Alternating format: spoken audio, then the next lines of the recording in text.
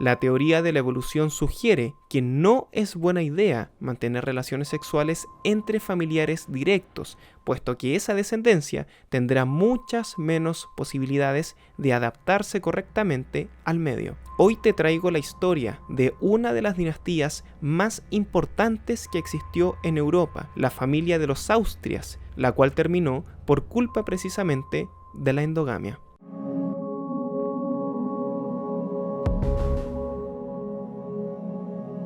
Y bombo. El 6 de noviembre del año 1661 fue un día muy especial para Europa y sobre todo para España. En Madrid se preparó una gran fiesta con motivo del nacimiento de Carlos II, el príncipe que llegaría algún día a convertirse en rey del pueblo. Los astrólogos de la época lanzaban sus cartas y hacían sus profecías. Todos coincidían en lo mismo. El rey tendría una vida larga, fructífera y llena de bondades. Europa se abría camino entonces a una nueva era de felicidad. Sin embargo, los adivinos y pseudocientíficos estaban bastante equivocados. Así es, y pon mucha atención, así es como se veía Carlos II. La Casa de Austrias es el nombre con que en España se conoce a la dinastía de Habsburgo, familia que gobernó desde 1516 y que parecía que gobernaría para siempre. Sin embargo, el rey Carlos II, que ves en pantalla, fue el último de toda la familia, entre otras cosas porque era estéril. El pequeño Carlos II accedió al trono cuando apenas tenía 4 años. En ese momento ya padecía de raquitismo y epilepsia, además de que todavía mamaba del pecho de su madre. A todas luces, era un niño de apariencia débil, con dificultad para moverse y, hay que decirlo, algo mal formado. El niño creció, superó la mayoría de edad y el secretario apostólico describió en ese momento a Carlos II de una forma bastante dura.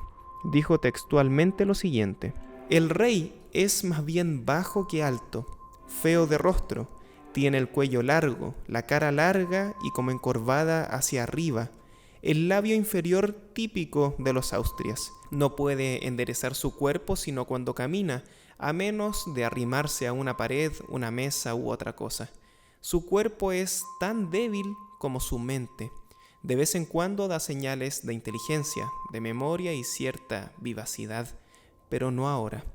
Por lo común tiene aspecto lento e indiferente, torpe e indolente, pareciendo estupefacto. Se puede hacer con él lo que se desee, pues carece de voluntad propia». Es cierto, esta parece una descripción demasiado dura, demasiado agresiva para un muchacho que en ese momento tenía tan solo 20 años, pero lo cierto es que las personas tenían esa sensación, eso que no podían explicar muy bien, de que algo andaba mal con Carlos II, de que algo tenía. Aunque no sabían decir qué era, percibían que había algo que no andaba bien con él. Como la ciencia no podía entregar respuestas en ese momento, las personas echaron mano a lo que tenían, por lo que se comenzó a correr el rumor de que Carlos II había sido víctima de embrujos y diferentes tipos de maldiciones. De otra manera, resultaba imposible explicar su indeseable apariencia física. Fue así como al poco tiempo, Carlos II se ganó el burlesco sobrenombre de Carlos II el hechizado. Carlos fue creciendo y sus problemas físicos evolucionaron con él. Algunos medios actuales incluso calificaron a Carlos II como una piltrafa humana. La tercera acepción de esa palabra es restos de comida o desechos de otras cosas. Convengamos en que eran bastante duros con él. Como te mencioné al comienzo, además de todos los problemas de salud y problemas físicos que arrastraba consigo Carlos II, además era una persona estéril, por lo tanto su árbol genealógico terminó junto con su muerte, a la edad de 38 años. Durante mucho tiempo se le echó la culpa a Carlos II de haber sido quien inició la decadencia española. Sin embargo, en su defensa, he de decir que la historiografía cuestiona esta afirmación. De partida, su estado de salud le impedía hacer muchas cosas, porque claramente tenía varias enfermedades y condiciones. A pesar de eso, Carlos II logró defenderse relativamente bien del poderío francés de Luis XIV. Consiguió una deflación como nunca antes se vio, aumentó el poder de compra de sus reinos de manera sustancial y también le puso término al hambre. Muchos dicen que la historia ha sido injusta con él. De hecho, autores como Louis Ribot afirman que Carlos II no es ni tan hechizado ni tan decadente. Dejando fuera cualquier opinión o juicio político, la pregunta clave es: ¿por qué tanta gente, de hecho, por qué la mayoría de personas coinciden en que Carlos II era especialmente feo e incluso mal formado? ¿Es que acaso efectivamente le hicieron algún tipo de hechicería o embrujo? Si obviamos que las brujas son tan reales como un billete de palo, nos daremos cuenta de que hay algunas características de la Casa de Austrias que explican por qué Carlos II tuvo tantos problemas de salud. El genetista Francisco Ceballos, luego de estudiar el caso, afirmó lo siguiente: no es solo prognatismo mandibular. Carlos II tenía la nariz caída, los ojos muy caídos, los pómulos muy caídos.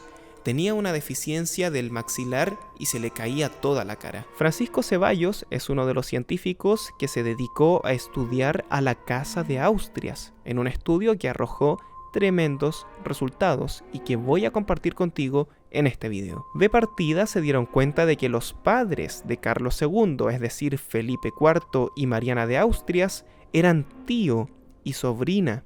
Pero como esta familia acostumbraba a tener relaciones sexuales entre familiares directos para conservar su sangre de élite, entonces la consanguinidad acumulada era tanta que en la práctica sus padres eran hermanos.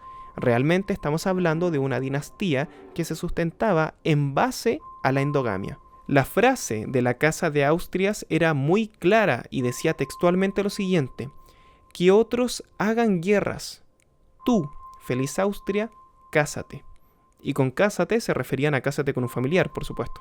El sexo entre primos, tíos y sobrinas en la casa de los Austrias era algo no tan solo común, sino que completamente aceptado e incentivado, por lo que los científicos afirman que Carlos II es simplemente el resultado de más de 200 años de endogamia acumulados, que terminaron con un hombre con una salud terrible, además de deformaciones físicas importantes y la incapacidad de tener hijos. 10 cirujanos maxilofaciales estudiaron la apariencia de los Austrias, gracias a 66 retratos de esta familia, desde Felipe I hasta Carlos II. Concluyen que existe una relación directa entre los defectos genéticos y la endogamia. De hecho, los científicos afirman que entre mayor sea el parentesco, mayor será también la deformación.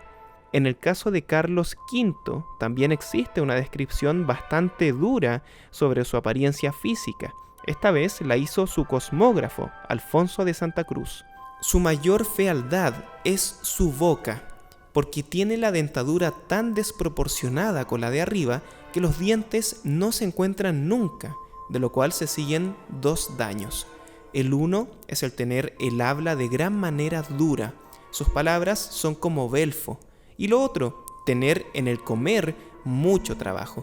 Por no encontrarse los dientes, no puede mascar bien. Darwin ya lo dejaba muy claro, que la descendencia sea el resultado de la relación sexual entre los miembros de una misma familia es bastante contraproducente. El científico Ceballos lo explica muy bien, pon atención. La consanguinidad es una puerta de entrada para conocer la arquitectura genética de un rasgo. Una persona recibe 2 versiones de cada gen, una de su madre y otra de su padre. Estas 2 copias pueden ser diferentes, en cuyo caso se expresará la variante dominante, quedando enmascarada la información del otro gen denominado recesivo. Los resultados en los Austrias sugieren que el prognatismo mandibular es un rasgo recesivo que afloró en los monarcas porque los matrimonios endogámicos aumentaron las probabilidades de heredar 2 copias igualmente defectuosas. Eso es correcto. Tener hijos con tu hermana, por ejemplo, es una terrible idea porque disminuyes la opción de variabilidad genética que le entregas a la naturaleza. Entonces, esta tiene que escoger entre dos genes que son muy parecidos y si los dos tienen el defecto, entonces ese defecto va a seguir adelante. La acumulación de los mismos genes a través de tantas generaciones de los Austrias hicieron que el pobre Carlos II tuviera en total un 25% de sus genes repetidos. Es decir, en un cuarto de las ocasiones, la naturaleza no tenía más opción que escoger entre dos cosas iguales.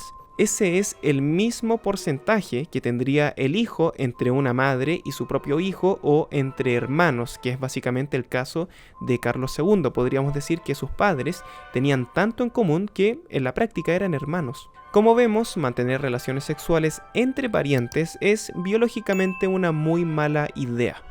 No lo hagan. Si te ha gustado este incestuoso video, no olvides darle like y compartirlo en tus endogámicas redes sociales. Yo como siempre te mando un gran abrazo. Chao.